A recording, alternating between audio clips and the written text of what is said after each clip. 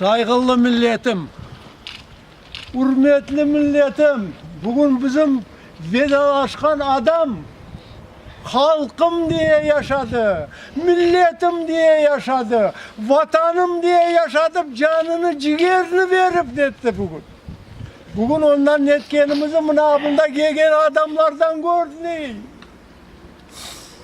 Hepimiz ona benzeyik, vatanımızı seviyik, halkımızı seviyik, millet diye ölüyük, vatan diye kureşiyik. Bu bizim ana vatanımız, ana toprağımız. Bir gün olay hepimiz bundan gidecek. Lakin bile insan kitende hepimiz için büyükten büyük yanık. Allah'ın rahmetinde olsun. Amin. Amin. Euzu billahi mineşşeytanirracim. Bismillahirrahmanirrahim. Elhamdülillahi rabbil alamin. Errahmanirrahim. Maliki yevmiddin.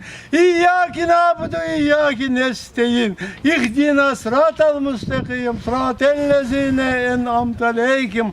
Gayril mağdûbi aleyhim veleddâlin. Amin ya rahmetike ya Allah. Allah rahmetinde olsun. Allah'ın rahmetinde olsun.